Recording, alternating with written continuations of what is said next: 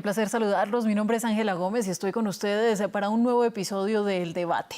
Turquía va a segunda vuelta de las elecciones presidenciales este próximo 28 de mayo.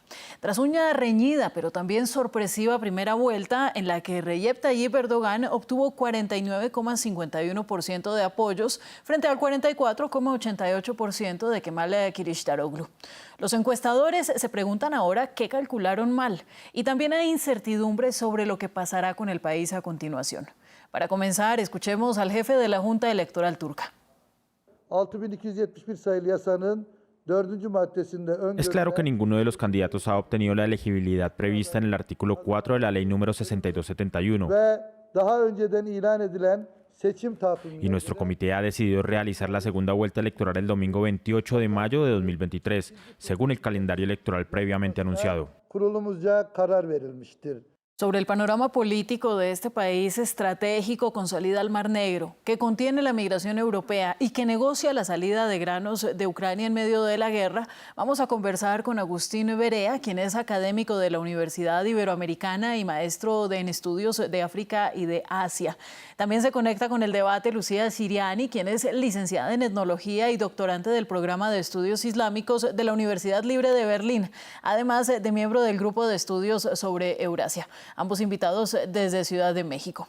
Ya estoy con ustedes, pero además nuestros televidentes también hacen parte de este debate. Dejen sus comentarios y sus preguntas a través de nuestras redes sociales. En Twitter, en Facebook y en Instagram nos encuentran como @France24_ES. La etiqueta es el numeral El Debate F24 y a mí me encuentran en Twitter como Ángela Go F24. No olviden tampoco que todos los contenidos de nuestro programa están disponibles en Apple Podcasts, en Spotify, en Deezer y también en TuneIn. Y se abre este debate. Vamos a empezar con la primera pregunta. Muchas gracias a Agustín y a Lucía por estar con nosotros. Agustín, comienzo con usted. El panorama en Turquía no está nada claro con unos números tan cerrados en la primera vuelta.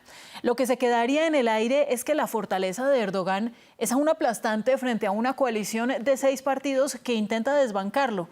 ¿Qué herramientas utilizará Erdogan para convencer en estas semanas? Es una buena pregunta. Tenemos 2 semanas para ver qué puede hacer, cómo convencer al electorado, pero así como está la situación en este momento y también considerando que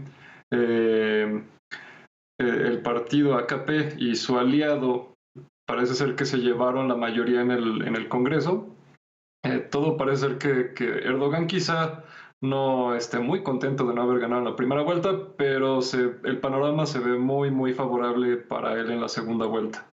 Al final del día el margen para que la oposición gane ese 5% que le falta se ve cada vez más complicado. Evidentemente no era la solución ideal en la primera vuelta de las elecciones, pero digamos que tampoco le va mal de cara a una segunda vuelta y sobre esto le quiero preguntar a nuestra invitada, Lucía.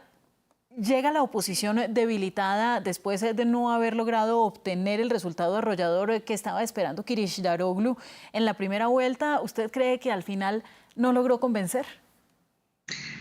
No creo que llegue debilitada la oposición, pero sí creo que llegó a esta situación en medio de muchos cambios y muchas turbulencias al interior de la alianza. Entonces, sí esperaban una victoria tal vez, pero con un margen muy pequeño. En ese sentido, el resultado no fue sorprendente. Y la cuestión es ver si pueden sostener la estrategia por la que optaron al final para la segunda vuelta, porque lo que sí se demostró fue que el voto nacionalista es el más fuerte ahorita en Turquía. Y en su última etapa, debido a su distanciamiento con el partido İYİ, que es el partido más nacionalista con el cual se había aliado el segundo partido, el CHP, es difícil imaginar que puedan apelar al voto nacionalista. En ese sentido, el hecho de que el voto nacionalista más duro haya quedado en tercer lugar es un factor más que apoya al AKP, al partido oficialista. Bueno, sobre este tema quisiera regresar a Agustín porque, claro, es muy interesante hablar de lo que pasa con el voto nacionalista, ¿no? Porque una de las mayores críticas hacia Erdogan, Agustín, es precisamente este autoritarismo que ha venido caracterizando los últimos años de gobierno de Erdogan y que pues está a puertas de entrar posiblemente a una tercera década en el poder. Sin embargo, su postura sigue siendo fuerte. ¿Usted cree que es el reflejo de la sociedad turca? Definitivamente. Hay un fenómeno curioso que en la mayoría de los procesos políticos los discursos más extremos son los que suelen dominar un poco la conversación, a pesar de que no sean los que ganen los más votos. Pero me gustaría llamar la atención justamente a este proceso que estamos viendo en Turquía, que es algo muy parecido a lo que estamos viendo en Israel, en el caso de Israel, esos pequeños partidos que dominan la conversación pública eventualmente empiezan a ganar algunos votos y aunque sea un porcentaje que uno diría, pues, ¿cuánto es 5%? ¿Cuánto es 10% en el Congreso? Es suficiente para no permitir que las fuerzas tradicionales puedan formar alianzas.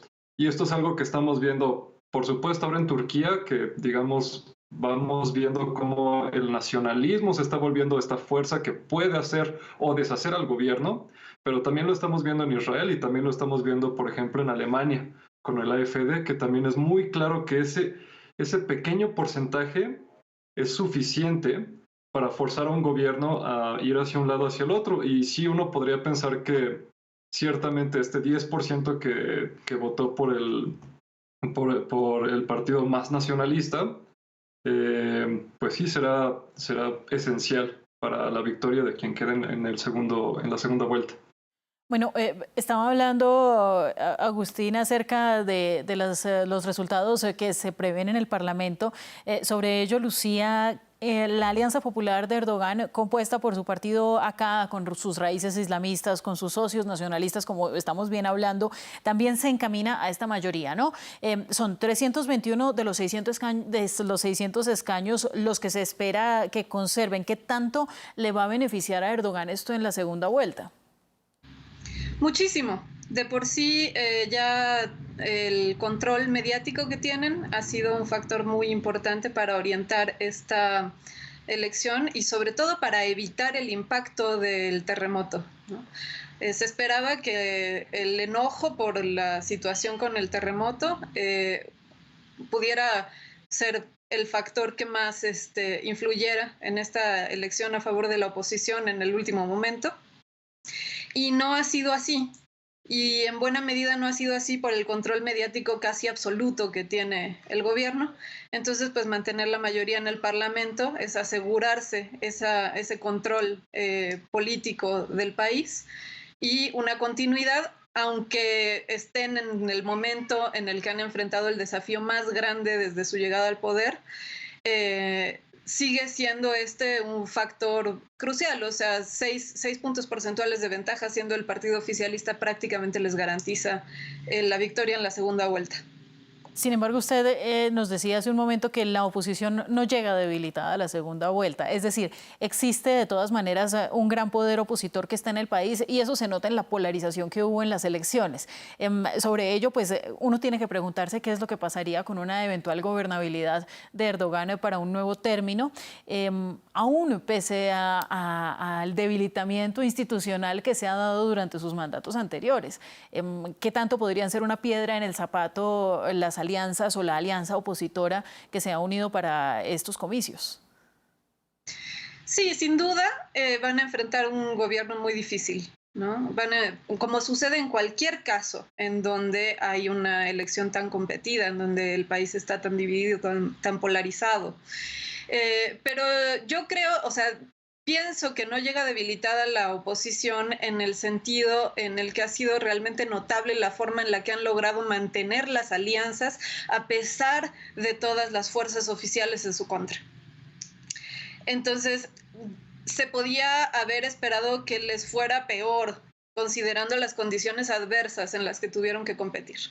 Por eso pienso que no llegan debilitados, sino que llegan demostrando la suficiente flexibilidad para lograr lo que lograron, aunque eso no sea la victoria, y que sí, eso va a significar un desafío para el próximo gobierno, y eventualmente, si el próximo gobierno no es capaz de manejar la crisis y si aumenta el descontento, puede llegar a implicar un cambio de gobierno. No se logró ahorita, en el corto plazo de esta elección, pero no es imposible. Por eso creo que no llega debilitada la oposición y que sí va a ser un obstáculo. Un aspecto en el cual va a ser un obstáculo interesante es por una medida que se tomó antes de la elección, que se redujo el tope del 10% que se requería para tener presencia en el Parlamento y al 7%. Y eso implica que el partido procurdo, el antes HDP, que ahora se llama Izquierda Verde, va a mantener su presencia en el Parlamento, y ese es el discurso opositor más claramente distinto del AKP. Mire, Agustín, hay algo que llama la atención, y es que si uno realiza la lectura hoy día de los análisis alrededor de lo que sucedió en la primera vuelta y lo que podríamos esperar para una segunda, muchos coinciden en que Erdogan llega con favorabilidad para esta segunda vuelta. Sin embargo, después de que Lucián nos explica sobre cómo, en algunas palabras, sí podría ser esto ya en sí mismo una victoria para la oposición al tener pues una parte importante del electorado del país. ¿Usted qué dice? ¿Llega la oposición con una victoria ya en primera vuelta, pese a que el discurso se ha manejado de una manera diferente y más con favorabilidad hacia Erdogan? Sí, en otros espacios, aquí mismo en France 24, hace unos 6 meses, lo que comentábamos era que se veía muy complicado que hubiera un candidato de oposición que realmente pudiera hacerle frente a Erdogan. Entonces, de hace algunos meses para ahora, el hecho de que la oposición pudiera formarse en una alianza y que las fuerzas oficiales no pudieran evitar que estuvieran las boletas, para mí fue una sorpresa. El hecho de que dijeran que además podría haber ganado la elección era ya, pues sí, sustancialmente distinto de lo que hubiéramos estado hablando hace ya no 6 meses, hace 4 meses. Entonces sí es un paso muy importante para la oposición, pero aún más allá, y sí concuerdo con Lucía, que en efecto es un buen resultado para la oposición, a pesar de las condiciones que tienen. Sabemos que Erdogan es y ha demostrado ser muy habilidoso para deshacerse de sus enemigos, y uno de sus enemigos creo que importantes que va a ser relevante en el futuro también es esta idea de los medios como una fuerza antioficialista. ¿Por qué? Porque durante los últimos quizá mes y medio estuvieron diciendo que Erdogan iba a perder. Y entonces, de por sí ya la prensa libre tiene una situación complicada en Turquía, después de haber sacado este tipo de encuestas diciendo que Erdogan podía perder. Yo creo que va a ser un poco más complicado su relación con el gobierno, pero por lo pronto sí, parece como un buen paso hacia adelante de la oposición. Y sobre todo, habrá que poner el ojo en sus ganancias, digamos, en puntos, en regiones específicas, donde también a futuro permitirá, como lo vimos en Istambul, que vayan teniendo una fuerza mucho más sólida y un voto mucho más duro a largo plazo, que dentro de 5 años yo creo que sí podría representar que gane la presidencia. Bueno, y ahí podríamos poner en foco, si le parece, las zonas afectadas por el más reciente terremoto, ¿no? Porque después de las declaraciones que dio Erdogan al final de las votaciones, él lo que aseguró fue que sus electores votaron con mucho entusiasmo, usando esas palabras, en las zonas más afectadas. ¿Qué opina de esa declaración, o qué opinan los dos de esa declaración? Porque lo que se estaba esperando y a lo que hacían alusión mucho los medios de comunicación era a un voto de castigo por un mal manejo de los terremotos. Entonces ahí opinan ustedes, por un lado está una oportunidad para capitalizar por parte de la oposición, pero por otro lado las promesas de Erdogan, ¿no? De cara, por ejemplo, a bajar la inflación. Comienzo con Lucía. Yo creo que justamente se mantuvo la fecha de esta elección, a pesar de que después del terremoto lo primero que se preguntó fue si se iba a sostener la fecha de la elección tan pronto después del terremoto, considerando las circunstancias, incluso físicas, para tener la elección. Y se mantuvo en buena medida porque el cálculo que fue acertado es que para que se llegara a una situación de voto de castigo, para que se llegara a una situación en donde ese impacto se pudiera ver en las boletas, tenía que pasar más tiempo. en un tiempo corto, ellos podían controlar la información que salió y eso es la estrategia principal que utilizaron. O sea, los medios prácticamente no podían transmitir ninguna información negativa. Todas eran historias sobre rescates milagrosos, etcétera, y no se estaba permitiendo el flujo de información crítica sobre el manejo de la emergencia, sobre las condiciones que dieron lugar a este desastre, etcétera. Entonces, no hubo tiempo para que se consolidara esa sensación en contra y que realmente definiera la elección. Podía haber sido de haber pasado un poco después, un poco más de tiempo, y justamente como dice Agustín, que las voces de los medios críticos encontraran como los recovecos para lograr cambiar esa impresión. Entonces, bueno, en esta región entusiasmo es una palabra evidentemente muy controversial, ¿no? O sea, en medio del desastre todavía, un desastre que va a tomar años, si no décadas, más o menos ir calmando. Pues entusiasmo no puede haber, incluso es una zona que está sobre la cual se declaró un estado de excepción, y la zona más afectada también es la zona que de por sí no tenía el mayor apoyo el gobierno, ¿no? Estamos hablando también de la región de mayoría kurda en el sureste del país, que se vio muy afectada, y en esta región pues la alianza de izquierda, del Partido Verde de Izquierda, es la que obtiene la mayoría de los votos, es la que, como decía antes, está más alejada. Entonces, ahí también hubo presencia militar durante las elecciones. Entonces, digamos que sí, entusiasmo, evidentemente yo no estaría de acuerdo con que hubo entusiasmo, pero sin duda entre sus electores, sí, entre el voto duro que tiene, sí hubo una actitud de mucha determinación de sostener este gobierno. Agustín, ¿usted qué opina? Porque justamente hace 2 décadas el propio Erdogan, hizo capitalización de un terremoto para llegar al poder, y esto fue, digamos, el impulso final para las masas que movió y que hoy en día sigue moviendo. ¿Qué opina sobre el papel de estas zonas afectadas? Sí, totalmente. Creo que estaba claramente... Erdogan está muy consciente de la importancia de este tipo de desastres que, por supuesto, le permitieron entrar a la puerta grande en el 99, y creo que no pierde el significado de este tipo de eventos, pero al mismo tiempo, como decía Lucía, yo en su momento pensé que iban a empujar las elecciones a otra fecha. Pero sí, ya en retrospectiva ciertamente tiene sentido más bien aprovechar el caos que todavía existe en la región.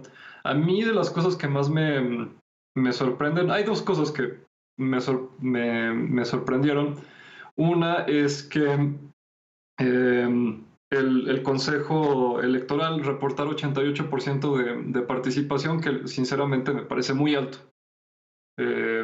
El Consejo Electoral en general tiene fama de ser independiente, pero sí me parece sospechosamente alto el nivel de participación, a menos de que Turquía, de que Lucía tenga como un poco más el pulso de qué tan motivado estaba la población en general. Pero una de las cosas que estábamos observando antes de la elección es qué tanto la gente en zona afectada realmente podía ir a votar. Estamos hablando de varios millones de personas que están como desplazados internos. Es decir, que no están viviendo en un lugar donde no están registrados para votar. Incluso si siguen viviendo en el mismo lugar, no tienen mucha motivación. En efecto, no están emocionados por ir a votar. No, pues claro, es que no va a ser la prioridad, pero es que además las propias empresas encuestadoras, después de pues, este resultado tan contrario a lo que habían predicho, también dijeron que había sido muy difícil recabar las opiniones de las personas en las zonas de desastre, y pues con la emergencia en general, la contingencia que se dio a partir del terremoto. Pero es que hay que entender de todas maneras, Agustín, a la sociedad turca, ¿no? Y a su profunda relación con el islamismo, de la cual pues, ha hecho un gran uso Erdogan, una postura religiosa en el Islam que lo ha puesto cada vez en una posición de mayor autoritarismo, pero ahí también reside, diría usted, una gran base de su apoyo popular. Sí, justamente estas zonas que también son las que fueron afectadas por el terremoto son de las bases de voto de Erdogan, que es, en efecto técnicamente todavía es secular, pero hemos visto desde que inició su gobierno hasta ahora, en los últimos 20 años, cómo ha ido gravitando cada vez más hacia el islamismo, hacia el islam político. Pero aquí una de las cosas que en este momento estoy pensando, más allá de un vuelco islamista, mi principal preocupación después de que, digamos, se asiente el polvo de la segunda vuelta, es si Turquía va a retomar esta idea de la ofensiva en Siria contra los kurdos. Y creo que ahí sí le pasaría también la pregunta a Lucía, si cree probable, y yo la verdad es que es lo que esperaría para como apaciguar este voto nacionalista y consolidar pues sí, las credenciales de este gobierno que va a ganar, pero va a ganar por muy poquito, que se sientan forzados a renovar las hostilidades contra los kurdos, tanto en Turquía como en Siria. Lucía tiene la palabra. Muchas gracias. Sí, yo creo que, volviendo al tema del islamismo, yo quisiera hacer ahí una acotación chiquita, ¿no? Sin duda el discurso en torno a la identidad islámica fue la carta fuerte de Erdogan durante sus primeros 10 años de gobierno. Y más bien lo que ha cambiado en los últimos años es que se dieron cuenta de que eso ya no era suficiente. Por eso vemos crecer tanto la asociación con el nacionalismo. Incluso recurrir a muy viejos tropos nacionalistas que estaban más bien asociados con el Partido Republicano, el que ahora es líder de la oposición. Entonces, en ese sentido, hoy en día, aunque siempre el discurso sobre la identidad religiosa va a ser importante para el AKP, ya no me parece que es el aspecto determinante. Ahorita el aspecto determinante es pelearse por quién controla el discurso nacionalista, quién es el que está guiando el discurso nacionalista que ya se probó en las urnas en ambos lados, que es el más fuerte ahorita electoralmente. Y en eso, de nuevo, estoy de acuerdo en Agustín, es un riesgo muy grande para la relación con las minorías no turcas dentro y alrededor de Turquía, particularmente los kurdos, que son la minoría no turca más grande dentro del país y en la frontera. Entonces, hay muchos contextos que hacen que, en particular, Erdogan vuelva más duro su discurso en contra o promesas militaristas de ataques a los kurdos en Siria. Hay muchos contextos en donde él utiliza este discurso, pero yo creo que es mucho más probable que lo utilice en contextos preelectorales que en contextos postelectorales. Porque una vez que ya organizó su gobierno, en realidad ya no tiene tanta necesidad de acudir a esto, a menos que una situación geopolítica lo orille a eso. Algo que tenga más que ver con si se orienta más hacia moverse a una alianza euroasiática o a mantener los compromisos actuales de Turquía con los poderes occidentales. En ese sentido, Lucía, ¿cuáles son las promesas que deben interiorizar o hacer los candidatos interiorizar a la ciudadanía alrededor de la crisis, por ejemplo, política del país, de la crisis económica del país y de temas como los de las minorías? ¿Qué tanto podrían prometer en estas semanas que les quedan para convencer antes de la segunda vuelta? Yo creo que ahorita justamente el pleito es por principalmente ver quién se queda con el 5% de los votos de lo que fue el tercer partido, ¿no? El Partido Nacionalista que quedó en tercer lugar.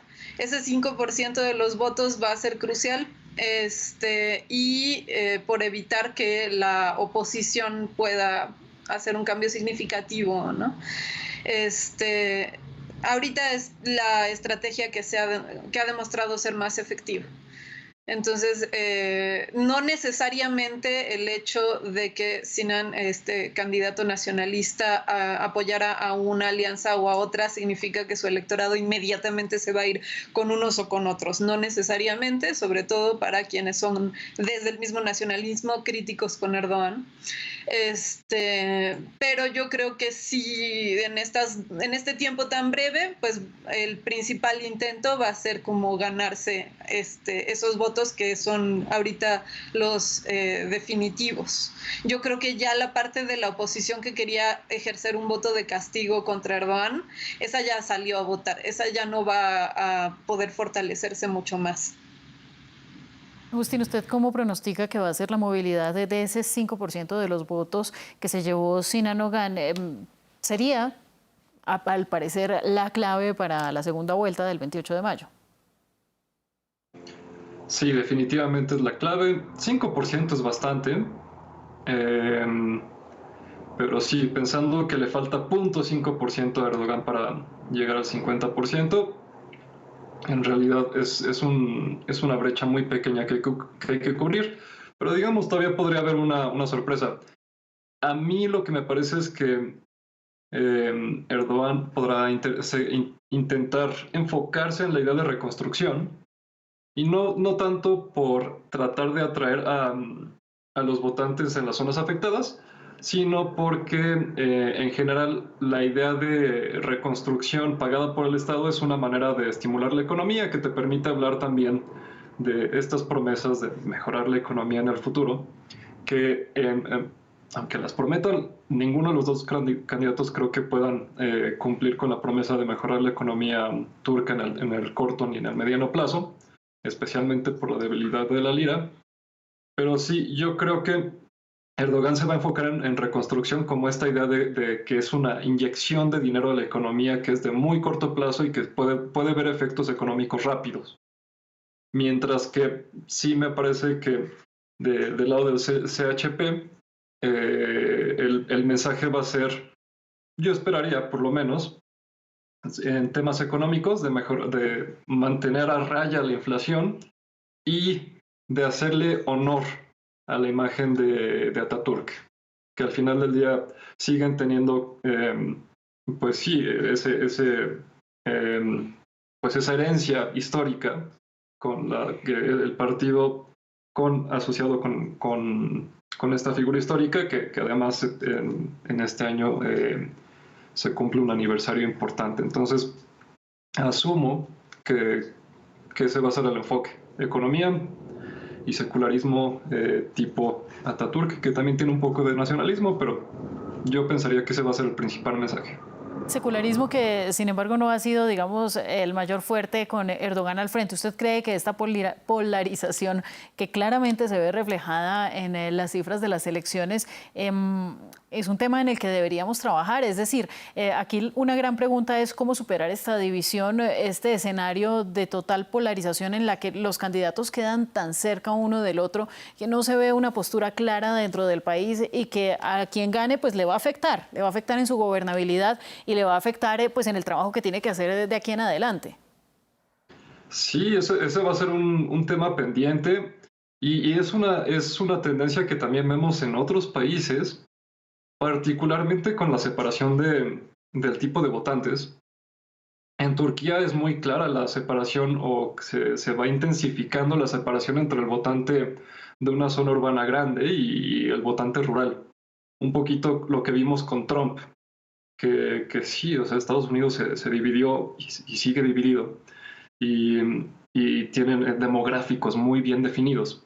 En Turquía, y me parece que Erdogan lo ha sabido explotar muy bien, ha sabido dividir muy bien su demográfico, y la separación entre el Turquía urbano y el Turquía rural, o bueno, no necesariamente rural, pero de ciudades pequeñas, sí, yo solo veo que sigue avanzando y que es una tarea importante que debería de atajar el gobierno, pero que en términos electorales no les conviene y no creo que lo quieran hacer.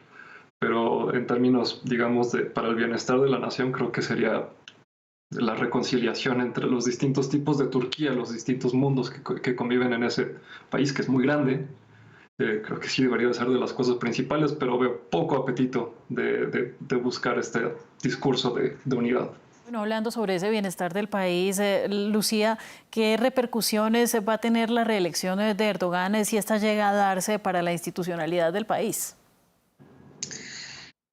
Bueno, yo creo que lo más peligroso en este sentido es que la situación de la persecución política y del autoritarismo van a continuar y probablemente empeorar, ¿no?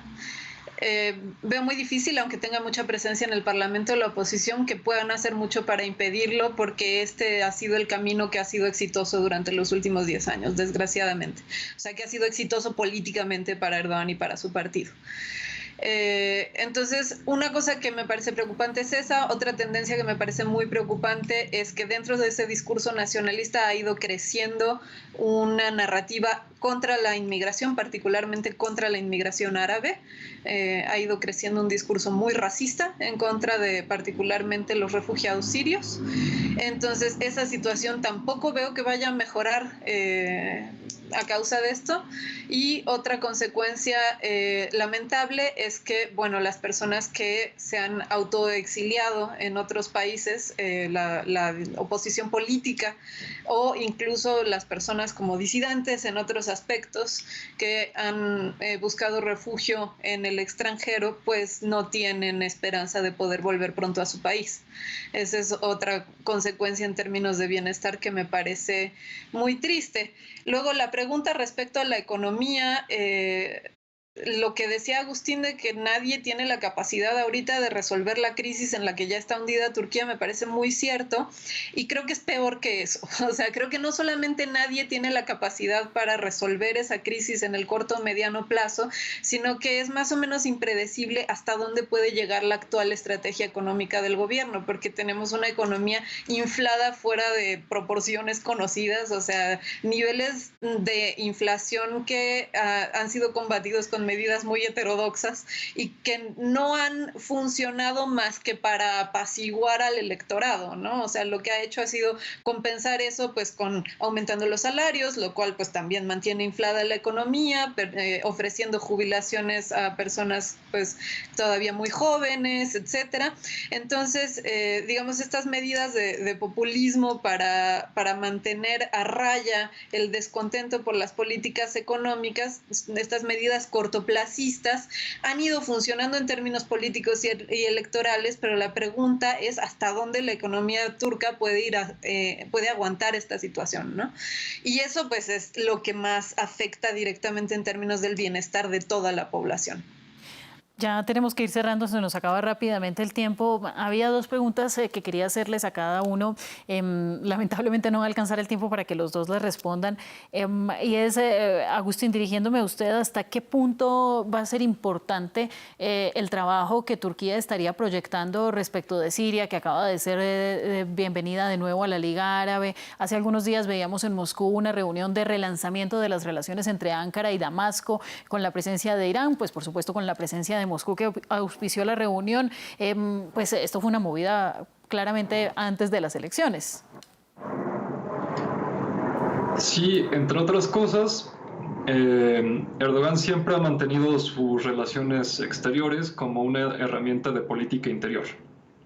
Eso claramente seguirá y alimenta mucho al ego nacionalista, demostrar que Turquía sigue siendo sino una potencia mundial, una potencia regional, que permite, digamos, que tiene por el cuello a la OTAN y que al mismo tiempo Estados Unidos se lleva bien con Estados Unidos, o comillas, se lleva bien, pero bueno, tiene relación con Estados Unidos y con Rusia, tiene una mano importante en el conflicto en el Cáucaso entre Azerbaiyán y Armenia, una mano importante en el conflicto en Siria.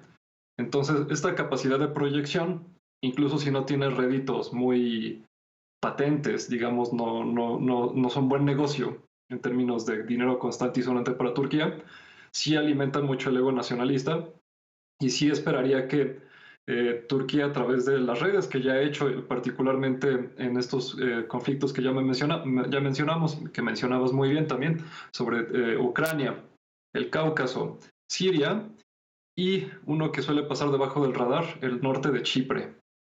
Yo creo que la posición de Erdogan pues se endurecerá, de por sí ya está bastante inamovible, lo cual no es pero ninguna, ciertamente seguirá proyectándose. lo que no es ninguna sorpresa. Nos queda menos de un minuto y quisiera preguntarle a nuestra invitada para cerrar. Ucrania. ¿Cómo se verán afectadas las relaciones con Ucrania, donde Turquía también tiene metida la mano ampliamente con, por ejemplo, el acuerdo de granos? En ese sentido, yo quiero, de hecho, reiterar lo que ya dijo Agustín, porque no tenemos mucho tiempo para elaborar mucho. Yo creo que se van a apostar por mantener la misma estrategia de usufructuar una posición de negociación, de estar con un pie en un lado y otro pie en el otro lado de ese gran conflicto geopolítico, para sacar de ello el mayor provecho al interior y al exterior, y yo espero que también para fortalecerse militarmente, que es una de las agendas importantes de Turquía, fortalecerse en el sector militar y en el sector energético. Pues miren, yo les agradezco mucho a los dos por ampliarnos lo que es el panorama de Turquía. De todas maneras está la expectativa, de todas maneras está la incertidumbre de lo que podría pasar en esta segunda vuelta electoral. Eran Lucía Siriani, licenciada en etnología y doctorante de estudios islámicos de la Universidad Libre de Berlín, y también Agustín Berea, académico de la Universidad Iberoamericana y maestro en estudios de Asia y África. A ustedes dos, muchas gracias. Y bueno, eso es todo por hoy. En nombre del equipo técnico les agradecemos por su sintonía. La producción de este programa estuvo a cargo de Andrés Doncel. La producción de los invitados a cargo de Tani Herrera. Ustedes pueden seguir dejando sus comentarios y sus preguntas en nuestras redes sociales. Nos vemos mañana.